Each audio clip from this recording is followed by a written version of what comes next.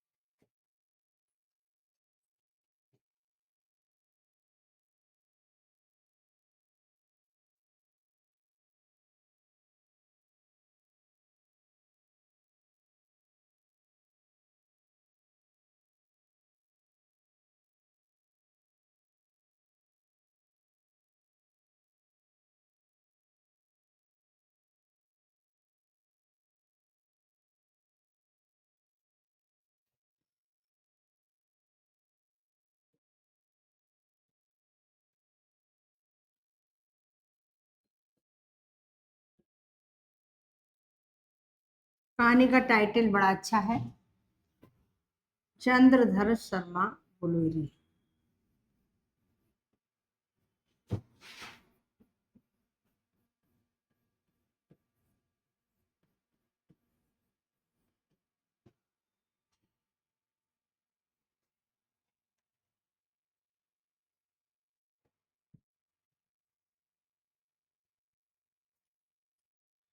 देखिए, यह कहानी हिंदी की सर्वश्रेष्ठ कहानी मानी जाती है, क्योंकि इस कहानी में सबसे पहले यह कहानी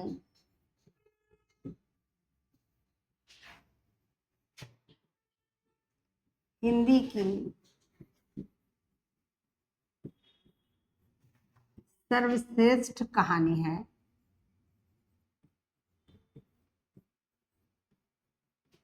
और सबसे लंबी भी है, सबसे लंबी कहानी है।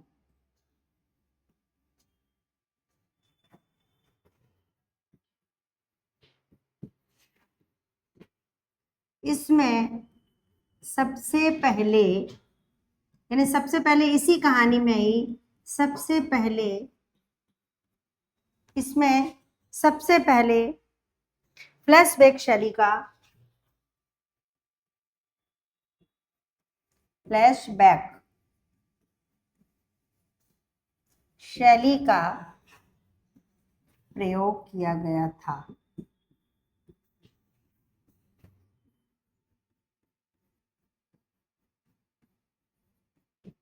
कहानियां ज्यादातर आगे की ओर अग्रसर होती हैं। कहानी शुरू होती है जहां से, वहां से आगे की ओर जाती है, लेकिन ये कहानी ऐसी है जिसमें पहली बार वर्तमान से भूतकाल की ओर जाया गया, यानी बाद की कथा पहले हुई और पहले की कथा बाद में वो याद करता है। तो इसको फ्लैशबैक का मतलब है कि वर्तमान से भूतकाल में जाकर कथा कहने की विधि, वर्तमान से भूतकाल में जाकर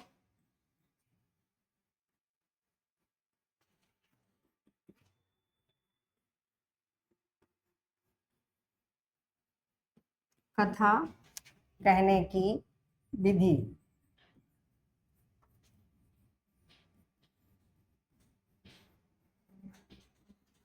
तीसरी बात जो सबसे महत्वपूर्ण है इस कहानी की, पहले तो कहानी सर्वश्रेष्ठ है, पूरे हिंदी साहित्य में सर्वश्रेष्ठ कहानी उसने कहा था मानी जाती है, क्योंकि इसका जो शीर्षक है वो बहुत ही सार्थक है। आगे कहानी जब समाप्त होगी तब इस शीर्षक का औचित्य आपको समझ में आएगा, अभी हम नहीं समझा सकते हैं और अभी समझ में भी नहीं आएगा। तो हम कहानी के आगे की ओर बढ़ते हैं। इसकी जो सबसे बड़ी विशेषता वो है कि इसमें देश प्रेम और कर्तव्य पालन, अपने प्रेम और देश के प्रति कर्तव्य पालन का पवित्र उद्देश्य निरूपित है। इस कहानी में, इसमें निजी प्रेम, प्रेम और देश के प्रति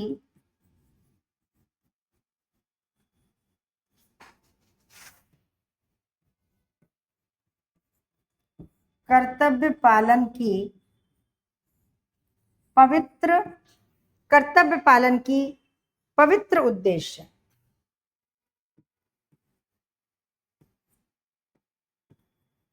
कर्तव्य पालन का पवित्र उद्देश्य निरूपित है।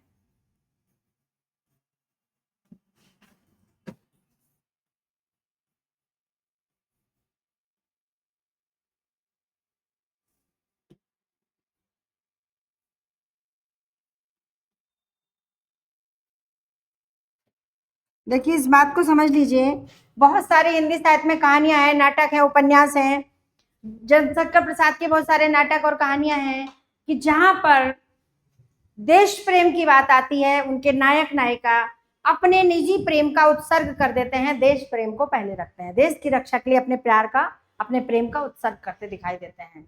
लेकिन ये एक ऐसी इकलौती कहानी है जिसमें देश प्रेम, देश के प्रति कर्तव्य का पालन करते हुए ही वो अपने प्रेम के प्रति कर्तव्य का पालन भी कर जाता है। यानी एक साथ दोनों कर्तव्य का पालन करना, दोनों को निभाना, अपने प्रेम को निभाना और साथ में देश प्रेम को निभाना, यानी एक ही कर्म के द्वारा वो दोनों कर्तव्यों का पालन कर जाता है, और वो भी पवित्र भावना के साथ। अपना जो प्रेम का, जो निजी प्रेम है, उसके प्रति किसी भी प्रकार की कोई कुत्सित या लोभी या स्वार्थी भावना नहीं है, सिर्फ एक पवित्र भावना कि अब जिसको वो प्रेम करता है उसके कहने पर, सिर्फ उसकी बात के कहने पर, उसकी बात की रक्षा करते हुए वो देश की रक्षा करता है, और अंत में जब वो अपने प्राणों का बलिदान देता है। यहाँ ये कहानी इसीलिए सर्वश्रेष्ठ है, इसकी सबसे बड़ी विशेषता है कि लोग देश के लिए अपने प्रेम का निछावर कर देते हैं, या कुछ स्वार्थी लोग अपने प्रेम के लिए अपने माँ बाप को भी छोड़ देते हैं। देश तो बहुत दूर की बात है, परिवार बहुत दूर की बात है, देश समाज की क्या बात करें, अपने जन्म देने वाले माँ बाप को भी छोड़ देते हैं। इतने स्वार्थी होते हैं। पर वही लोग इतिहास में गिने जाते हैं जो अपने परिवार, माँ बाप तो बहुत छोटी चीज है, अपने देश की रक्षा के लिए भी अपने प्राण को न्यौछावर, अपने प्रेम को न्यौछावर कर देते हैं। ये कहानियां बहुत साधारण है, लेकिन इस कहानी में वो अपने प्रेम और अपने देश दोनों के लिए अपने प्राणों का न्यौछावर कर देता है, अपने प्राणों की बलि दे देता है, ना अपने प्रेम पर आंच आने देता है और ना ही अपने देश पर आंच आने देता है, रक्षा करता है दोनों की। और एक ही कर्म से दोनों कर्तव्य का पालन होता इस कहानी में दिखाया गया है। ये इस कहानी की बहुत बड़ी विशेषता है। एक ही कर्म के द्वारा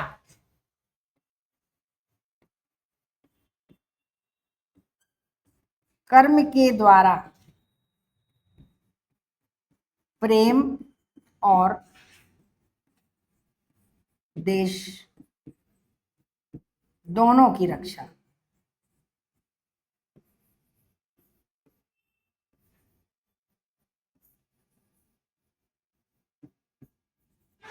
लेकिन दोनों की रक्षा करते हुए वो अपने प्राणों का उत्सर्ग कर देता है। देश के लिए प्रेम का न्यौछावर करने वाले लोग जीवित रहते हैं, जीवन भर अपने दंश को, अपने दर्द को सहते रहते हैं, लेकिन इस बात को सोच करके अपने आप को बहुत गौरवान्वित महसूस करते हैं कि हमने अपने देश की रक्षा की, अपने निजी स्वार्थ को भूल करके हमने अपने देश के बारे में सोचा, ये सोच करके बहुत गौरवान्वित होते हैं। लेकिन इसमें दोनों की रक्षा करते हुए वो अपने प्राणों को त्याग देता है। बहुत ही अंत में ये दुखांत कहानी है, पर बहुत सुंदर, बहुत अच्छी कहानी है। सबसे पहले हम इस कहानी के प्रमुख पात्र देखते हैं।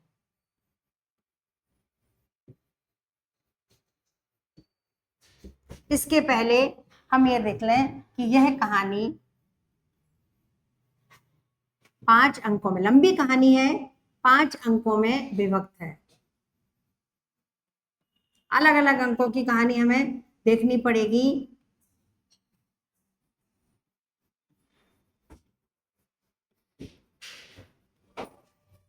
प्रमुख पात्र देखिए, सबसे पहले जो इसका नायक है वो है लहना सिंह।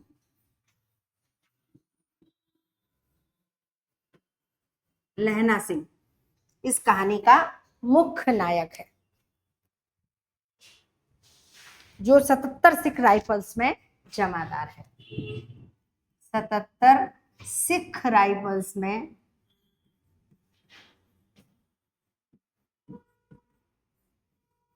जमादार है। पहले जो थानेदार, जो दरोगा, जो पुलिस वाले होते थे थानेदार, उनको जमादार कहा जाता था।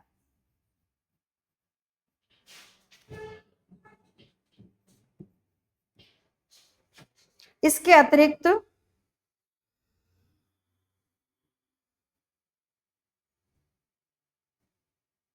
हजारा सिंह,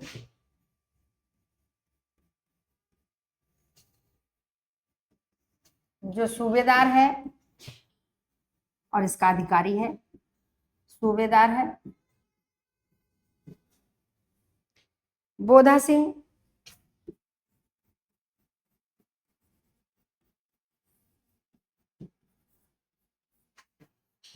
सूबेदार का पुत्र है।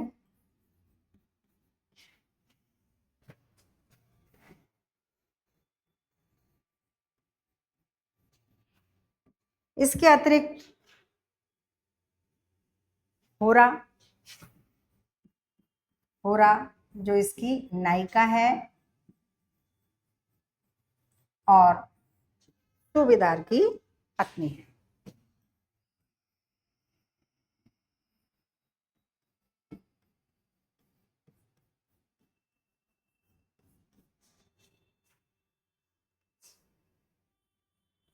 इसके अतिरिक्त एक वजीरा सिंह है, जो इसके साथ और भी जमादार हैं और भी साथी हैं। उनमें एक साथी है जो इसका अंत तक इसका साथ देता है, इसका साथ नहीं छोड़ता है, वजीरा सिंह, जो इसके बारे में सब कुछ जानता है। और इसका भाई है कीरत सिंह,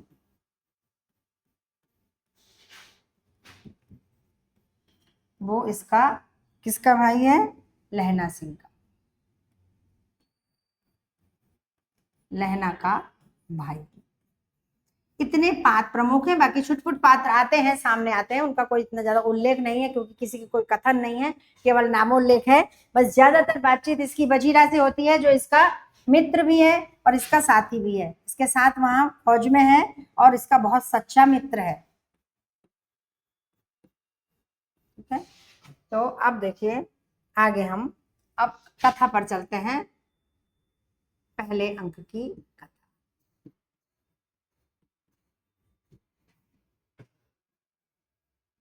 बहुत शॉर्ट में चलेंगे, बहुत लंबी कथा है और हमें समय का भी ध्यान रखना है क्योंकि हमारा कोर्स कैश कोर्स है।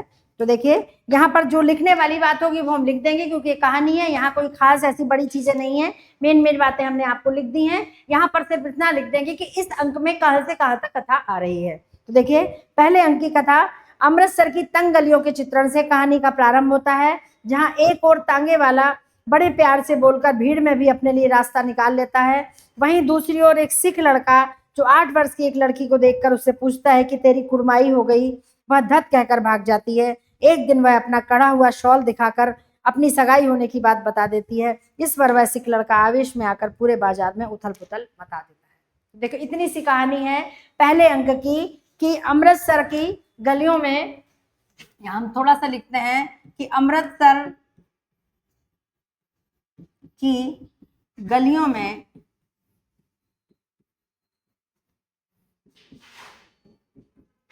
अमृतसर की गलियों में एक 8 वर्ष का 8 वर्ष का सिख लड़का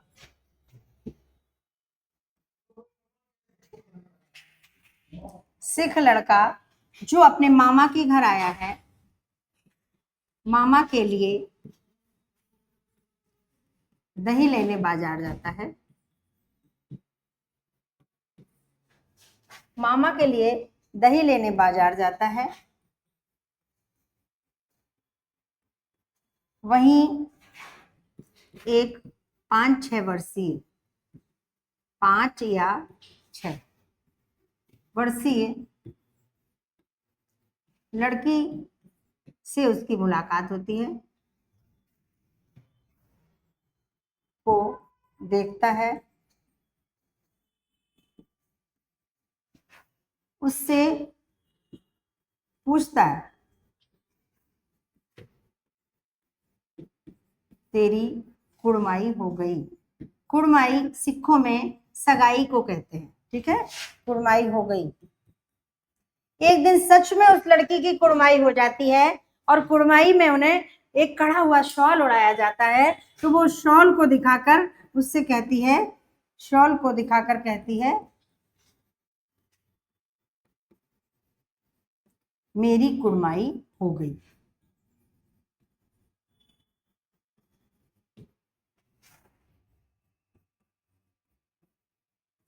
इसको सुनकर वो लड़का इतना परेशान हो जाता है कि पूरे बाजार में उथल पुथल मचा देता है, सामान फेंक देता है, चीजें फेंक देता है, ठेला पलट देता है। मतलब बहुत मुश्किल में उस पर नियंत्रण होता है। इससे पता चलता है कि वो 8 वर्ष का बालक है, पर बहुत बालपन का प्रेम उसके मन में उस लड़की को देख करके कहीं ना कहीं जन्म ले चुका है। इतना सा संकेत इस अंक की कथा में होता है। अब दूसरे अंक की कथा हम देखते हैं।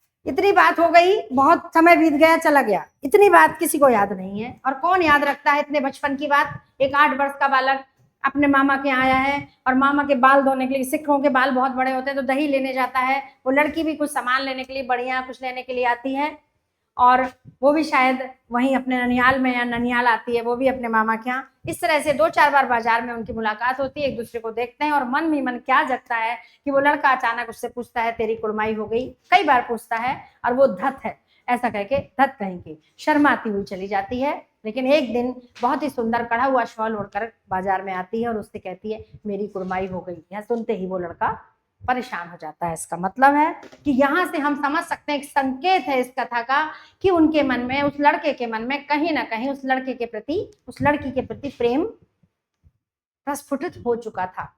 उम्र बहुत कम, बालपन की उम्र का प्रेम कौन याद रखता है, कौन जानता है। इस तरह से समय बीत गया। दूसरे अंक की कथा है। लगभग पहले अंक की कथा को बीते हुए लगभग 25 वर्ष बीत चुके हैं। अब सोचिए, वो व्यक्ति, वो जो लड़का है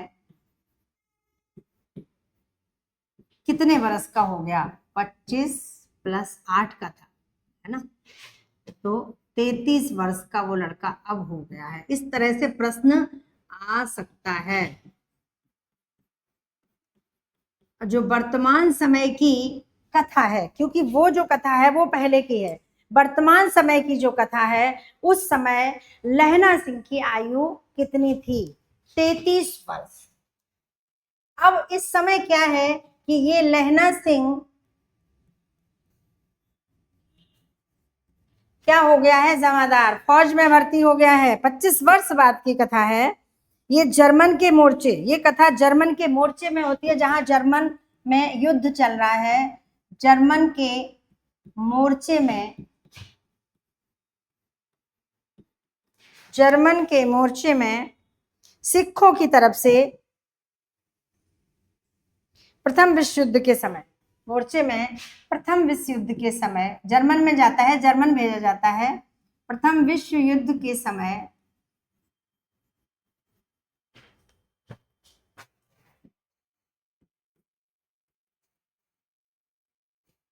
प्रथम विश्व युद्ध के समय भारतीय फौज की तरफ से यूरोप भेजा जाता है।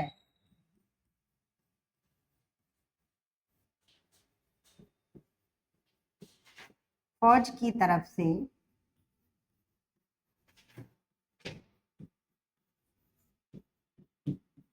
यूरोप, ये कहानी का सारा, कहानी बहुत लंबी है, उसको हम नहीं लिख सकते हैं। यूरोप भेजा जाता है, ठीक है, यूरोप भेजा जाता है।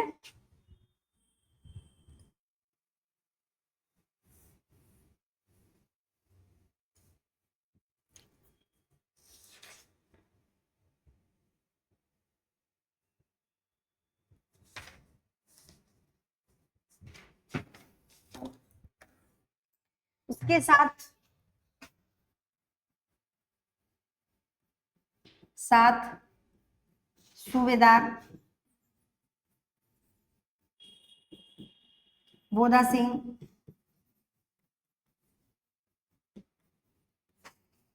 और वजीरा सिंह भी हैं।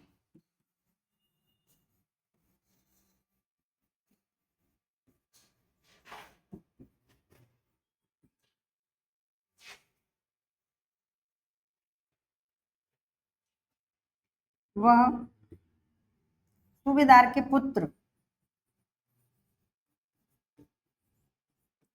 पुत्र का विशेष ध्यान रखता है।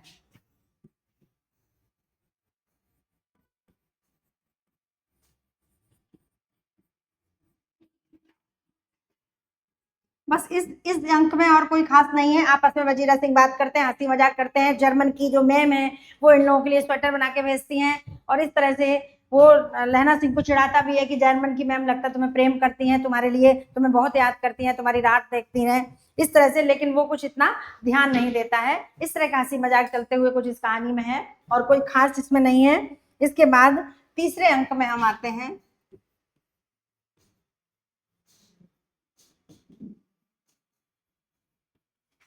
तीसरे अंक की कथा अलग नहीं है, वहीं दूसरे अंक से आगे बढ़ती है। दूसरे अंक की कथा जहां पर है वहीं से आगे बढ़ती है, कथा से आगे बढ़ती है।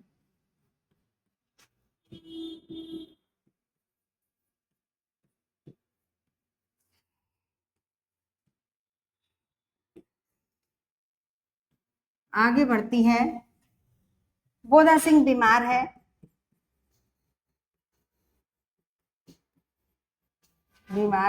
बहुत ज्यादा सर्दी है क्योंकि वो वहां पर खान में काम करते हैं। बहुत गहरी खान है, वहां सर्दी है, पानी बहुत भर जाता है, सर्दी का मौसम है, तो वो बीमार है, सर्दी के कारण बीमार हो जाता है। लहना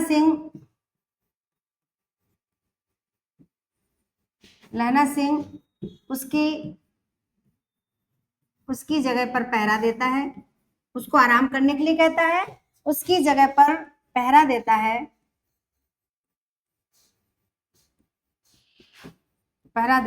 और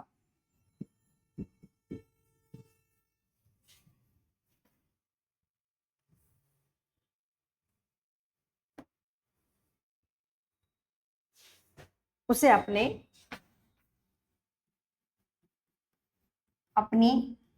जैकेट भी पहना देता है ताकि उसे सर्दी ना लगे।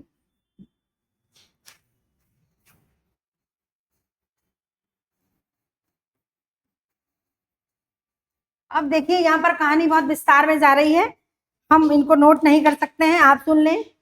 जब वो आराम से उसको सुला देता है और खान के द्वार पर पहरा देता है, तब अचानक से, और सूबेदार कहीं चला जाता है आगे और जगह, दूसरी जगह उसकी ड्यूटी लगी होती है, वो कहता है यहाँ बोधा का ध्यान रखना और खान का ध्यान रखना। उसके साथ में वजीरा सिंह भी होता है और अचानक से उसे बाहर से एक आवाज सुनाई देती है कि जैसे कोई पुकार रहा है।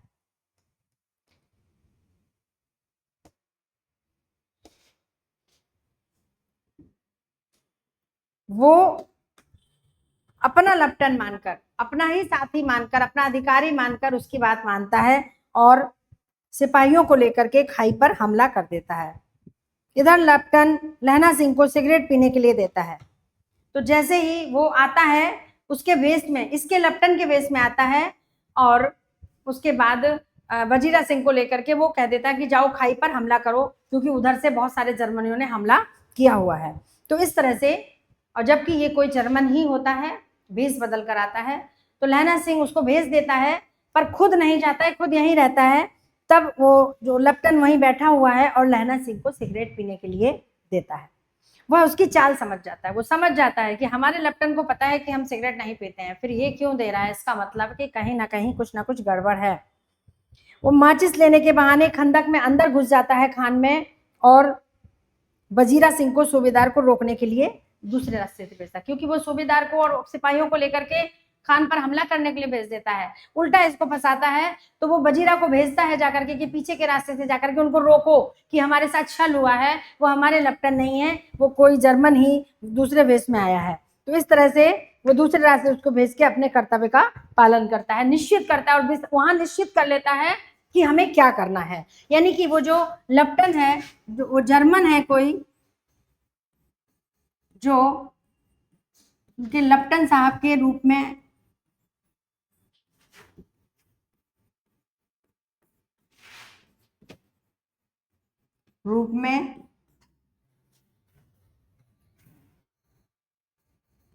भारतीय फौज को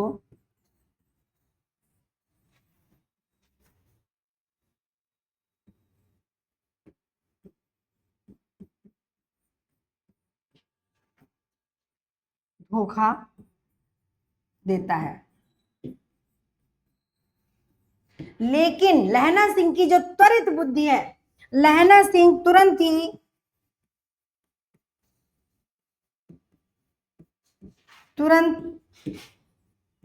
वजीरा को, यानी वजीरा सिंह को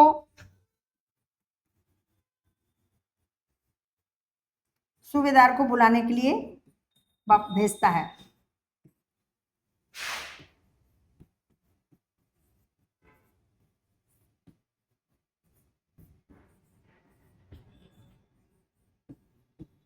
देखिए अभी तक कहानी आगे आगे चल रही है, अभी कुछ भी नहीं है, बिल्कुल जैसे कहानी होते है वैसे चल रही। भेजता है और निश्चित करता है, अकेला है बिल्कुल, बोधा सिंह सो रहा है, सूबेदार का बेटा सो रहा है, उसको बिल्कुल डिस्टर्ब नहीं करता है, उसको कुछ भी नहीं बताता क्योंकि वो बीमार है, अकेला है। और बिल्कुल आप सोचा है कोई विदेशी आकर के हमारी खंदक में ही आ गया है, खान में ही आ गया है, और उधर हमारे सारे सिपाहियों को वहां उलझा दिया है, और यहाँ ये जरूर कुछ ना कुछ करेगा, या तो कोई बम लगाएगा या कुछ भी करेगा, यहाँ नष्ट करने के लिए आया है, अब क्या करें।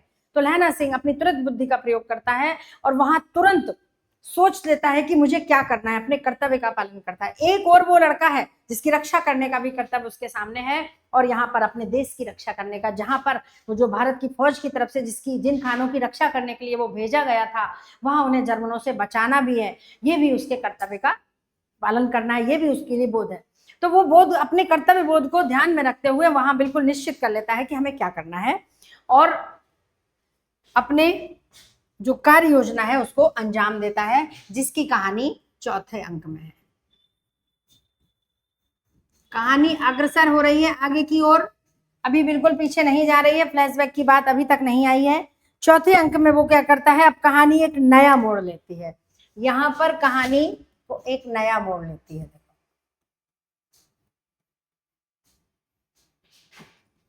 अभी तक किसी को कुछ भी नहीं पता है कि कहानी में क्या हुआ। उसकी पहली वाली कहानी जहां से जुड़ने हैं, वहां सिर्फ एक ही बात बताई गई है इस कहानी में कि वो 8 वर्षीय सिख बालक जो एक 5-6 वर्षीय बालिका को देख करके परेशान होता है, उससे मिलता है, उससे पूछता है, और फिर उसके मना करने पर, यानी वो सगाई की बात बताने पर व्याकुल हो जाता है। बस इतनी सी बात है, और 25 साल के बाद की कहानी चल रही है, दूसरे अंक में भी और तीसरे अंक में भी और चौथे अंक में। इन तीनों अंकों में एक ही जगह की कहानी है, यानी दूसरे तीसरे अंक में वही यूरोप का जर्मन मोर्चा है, जहां पर खंदक में, वहां की खान में ये कहानी चल रही है, दृश्य वहां का है। और अब वो लेफ्टन बन करके जो आकर के बैठा है, तो अब क्या करता है कि जैसे ही लहना सिंह अंदर जाता है और उस लेफ्टन जो जर्मन है, लेफ्टन के रूप में आया है, उसको मौका मिल जाता है, वो अपनी जेब से कुछ सुतली निकालता है, कुछ गोले जैसे निकालता है 3, और अलग अलग स्थानों पर रख देता है। तब लहना सिंह उस अंगीठी, जो अंगीठी जल रही है वहां, उसकी सिगड़ी की रोशनी में देख लेता है, और तुरंत अपना कर्तव्य निश्चित करते हुए वो बंदूक की नोक से पीछे वाले हिस्से से उसके सिर में हमला करता है। इतनी जोर से मारता है कि वो बेहोश हो जाता है। उसी क्षण वो गोले निकाल करके बाहर फेंक देता। लहना सिंह उसके रखे हुए गोले, तीनों गोले निकाल करके, वो 3 गोले फेंकता है, ध्यान रखना 3 गोले रखता है, यानी जो जर्मन है, जो लेफ्टन के रूप में आया है,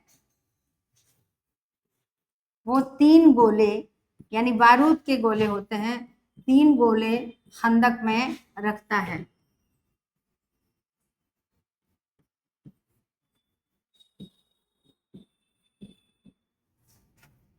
लहना सिंह देख लेता है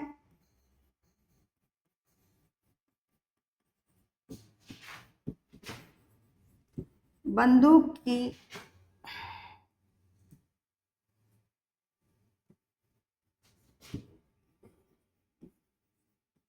पिछले भाग से उसके सिर में प्रहार करता है, सिर पर प्रहार करता है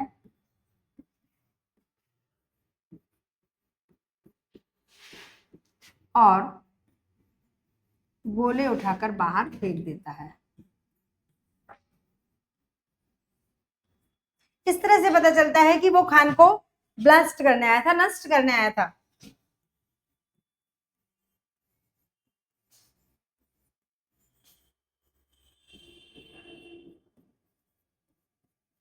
फेंक देता है। तब तक उसे होश आ जाता है और जैसे ही उसे होश आता है वह लहना पर गोली चलाता है। कौन? जो जर्मन है, और उसके जांग में गोली लग जाती है। लहना हिम्मत नहीं हारता, वह अपनी हेनरी मॉर्टनी बंदूक से, देखिए उसकी बंदूक का नाम था, जो उसकी लहना की बंदूक थी, ध्यान रखें यहां प्रश्न आ सकता है, लहना की हेनरी मार्टिनी बंदूक, ये इसकी बंदूक का नाम है। हेनरी मार्टिनी बंदूक से उस पर, जर्मन पर प्रहार करता है, खोपड़ी उड़ा देता है उसकी। दूसरी ओर बाहर युद्ध होने लगता है। सूबेदार अपने सिपाहियों को लेकर वापस आ जाते हैं, पर वो जो लेफ्टिनेंट बनकर आया था वो बाहर अपने जर्मन सिपाही तैनात करके आता है, तो उनमें युद्ध होने लगता है। इस तरह से 70 जर्मन खाई पर आक्रमण करते हैं। लहना सिंह उठकर उनका मुकाबला करता है। सूबेदार भी पूरी सेना लेकर आ जाता है। 63 जर्मन और 15 सिख मारे जाते हैं। इस तरह से कितने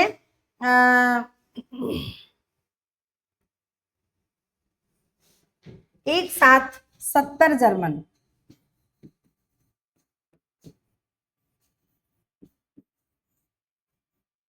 खाई पर हमला करते हैं।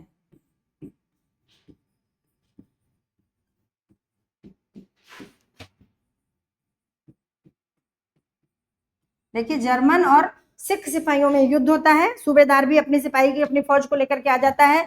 वहां लगातार युद्ध होता है, क्योंकि जर्मन बहुत चालाक था, अपनी दोनों योजना लेकर आया था कि अगर अंदर किसी तरह से खाई को समाप्त नहीं कर पाए तो बाहर अपने 70 सिपाही तैनात करके आता है, जिसमें ये युद्ध होता है और 63 जर्मन और 15 सिख मारे जाते हैं। कितने? 63 जर्मन, 70 में से 63 जर्मन मार दिए जाते हैं और इनके 15 सिख मारे जाते हैं।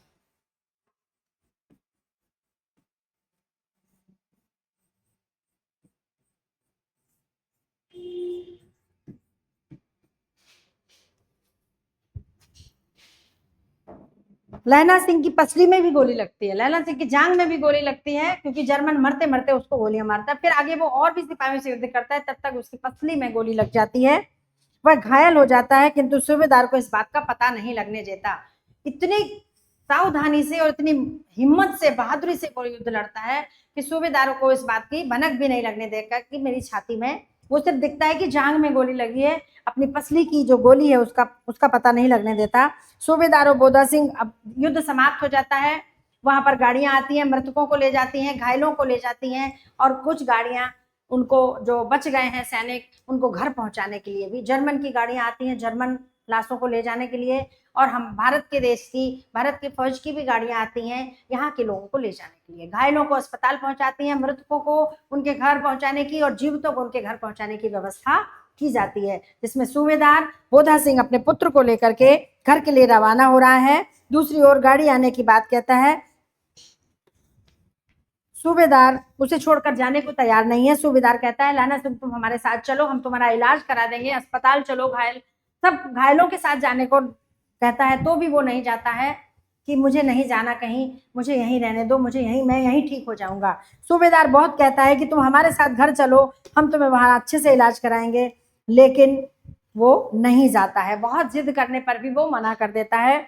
सिर्फ इतना कहता है कि सूबेदारनी को मेरा माथा टेकना कहना, मेरा प्रणाम कहना, और उनसे कहना कि उन्होंने जो कहा था वो मैंने कर दिया, उसने जो कहा था वो मैंने कर दिया। तो इसीलिए यहीं से इस कहानी का नाम पड़ा, उसने कहा था। बस इतनी सी बात, ये सूत्र मिलता है इस कहानी के टाइटल का, शीर्षक का, कि वो जाता नहीं है क्योंकि उसे पता है कि मैं नहीं बचूंगा, पूरी पसलियों से खून रिस रहा है, घाव हो गए हैं और बचने की कोई भी आशा नहीं है। केवल जान की गोली होती तो शायद पैर ही कटता, वो जीवित बच जाता, लेकिन अब उसे बचने की कोई आशा भी नहीं है, क्योंकि उसे इस बात की खुशी है कि मैंने अपने देश की भी रक्षा की, मेरे भारतीय फौज ने जिस रक्षा के लिए भेजा था वो मैंने बचा लिया, रक्षा कर ली, और मैंने अपने निजी कर्तव्य का भी पालन किया। अब वो खुलेगा वो कर्तव्य क्या है, क्योंकि वो कहता है कि सूबेदारनी को मेरा माथा टेकना कहना, और कहना कि उन्होंने जो कहा था वो मैंने कर दिया। उन्होंने कब कहा था, कहाँ कहा था, अब ये कहानी फ्लैशबैक में जाएगी, यानी 5वें अंक की जो कहानी है वो फ्लैशबैक की कहानी है। अब यही सबसे ज्यादा महत्वपूर्ण है।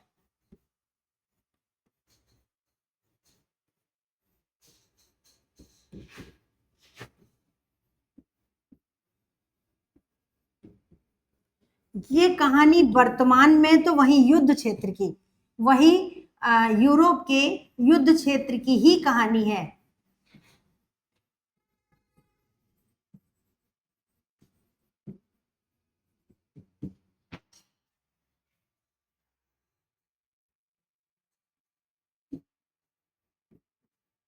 कब? वर्तमान, जो वर्तमान की कहानी है वो वहीं की है, ठीक है।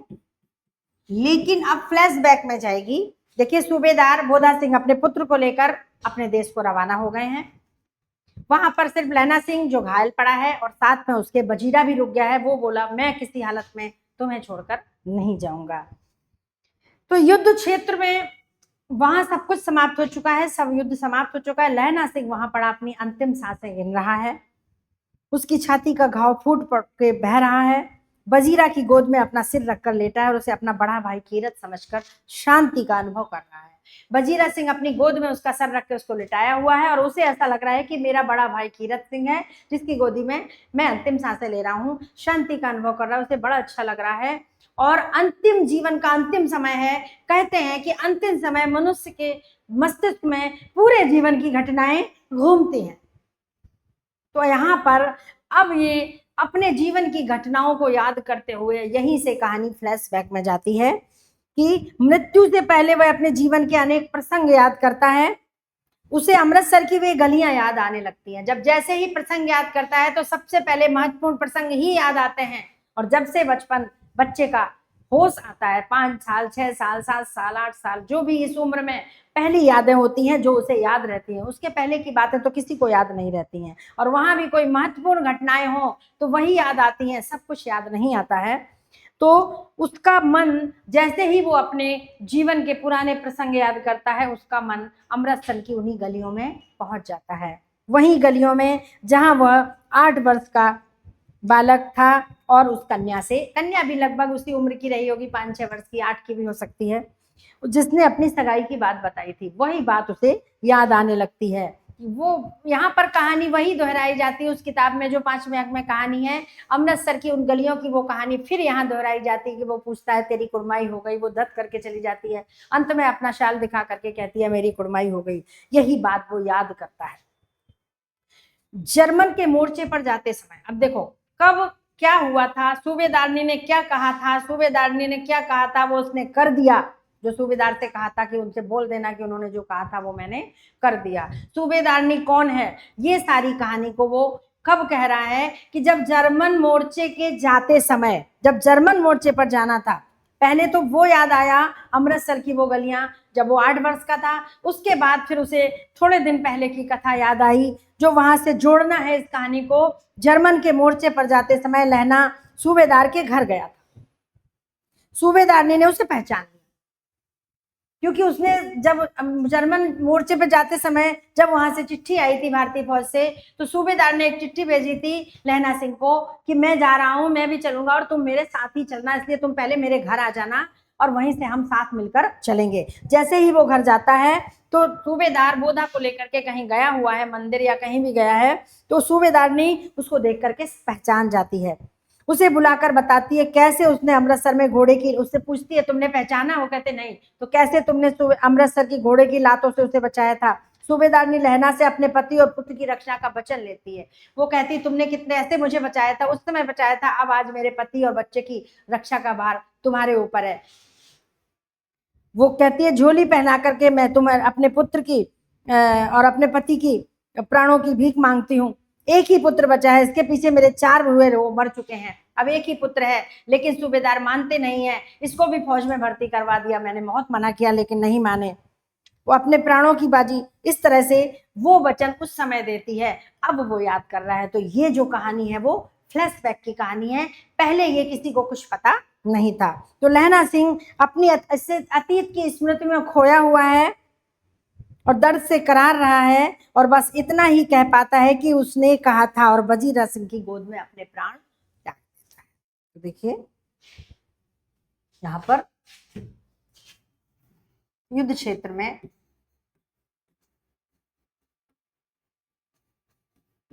घायल लहना सिंह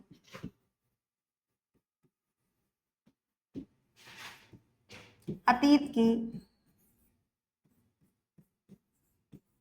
स्मृतियों में खोया हुआ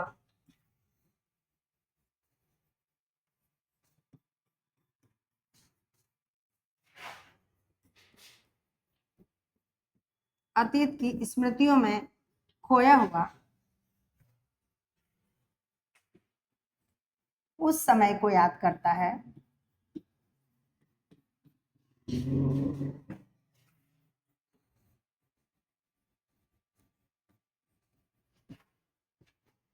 जब वह अमृतसर में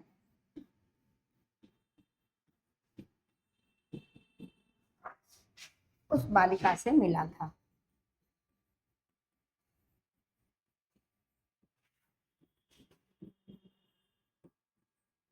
मिला था जिसने अपनी सगाई की बात बताई थी, जिसने अपनी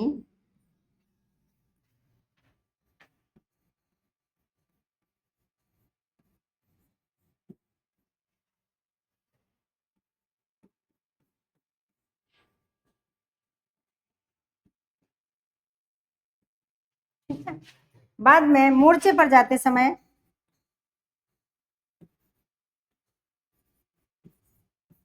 मोर्चे पर जाते समय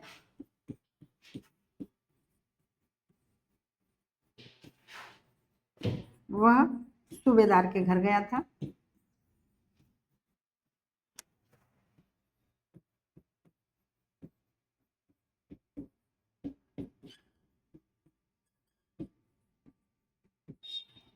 सूबेदारनी ने उसे पहचान लिया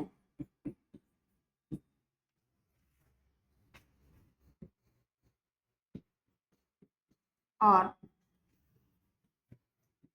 अपने पति और पुत्र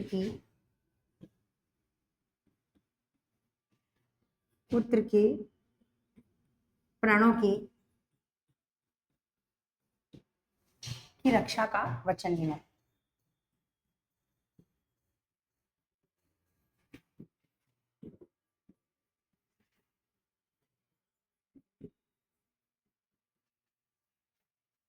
अंत में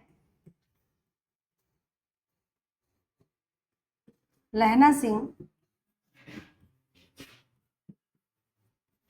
सिर्फ इतना ही कह पाता है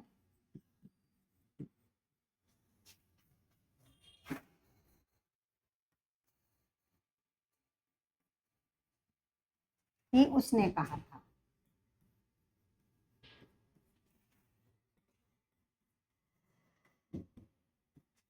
और प्राण त्याग देता है।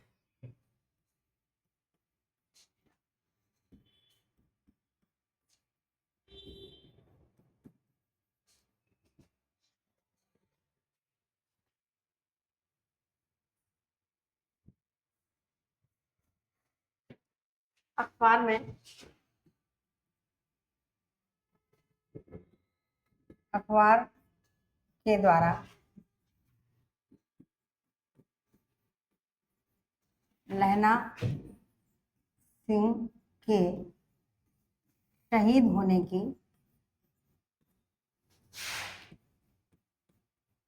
की खबर मिलती है। अब अंतिम इस कहानी का जो उद्देश्यपूर्ण होता है, जिस वजह से ये कहानी सर्वश्रेष्ठ कहानी मानी गई, लहना सिंह युद्ध में अपने प्राणों की बाजी लगाकर, लहना सिंह युद्ध में या युद्ध क्षेत्र में अपने प्राणों की बाजी लगाकर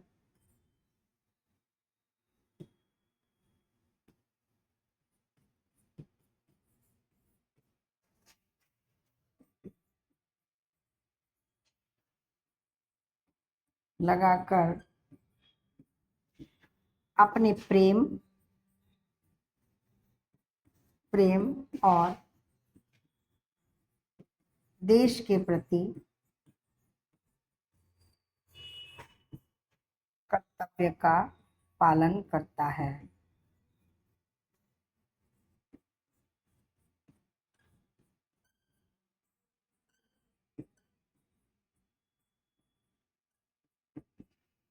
इस प्रकार उसने कहा था कहानी समाप्त होती है, और इसी कहानी के साथ आपका साहित्यिक रचनाओं का ये टॉपिक भी समाप्त होता है। इस प्रकार से द्वितीय श्रेणी के परीक्षा के लिए तैयार किए गए इस क्रैश कोर्स के अंतर्गत हमने लगभग अधिकांश भाग पूर्ण कर लिया है, जिसमें हम काव्य शास्त्र पढ़ चुके हैं, हिंदी साहित्य का इतिहास पढ़ चुके हैं, साहित्यिक रचनाएं पढ़ चुके हैं, और व्याकरण के वीडियो भी आपको हमारे YouTube पर मिल जाएंगे। अब अगली कक्षा में आपको भाषा विज्ञान से संबंधित प्रकरण पढ़ने को मिलेगा, जिसमें हम भाषा का उद्भव एवं विकास, भाषा की यात्रा और भाषा से संबंधित कुछ तथ्य, हिंदी की बोलियां, उनका वर्गीकरण, देवनागरी लिपि और देवनागरी लिपि से संबंधित सारी बातें, देवनागरी लिपि के सुधार या देवनागरी लिपि में जो कुछ भी दिया हुआ है, हिंदी की जो लिपि है देवनागरी, उसके बारे में पढ़ेंगे, और अपनी राजभाषा हिंदी के बारे में भी कुछ अध्ययन करेंगे। तो अगली कक्षाओं में आपको ये बहुत ही अच्छा प्रकरण मिलने वाला है, जो बहुत ही सुंदर और बहुत ही महत्वपूर्ण है, और पढ़ेंगे तो बहुत अच्छा लगेगा। और इसके साथ हमारा लगभग द्वितीय श्रेणी का जो कोर्स है वो समाप्त हो जाएगा। उसके बाद आप आराम से अच्छे से अपनी पढ़ाई करिए, परीक्षा दीजिए।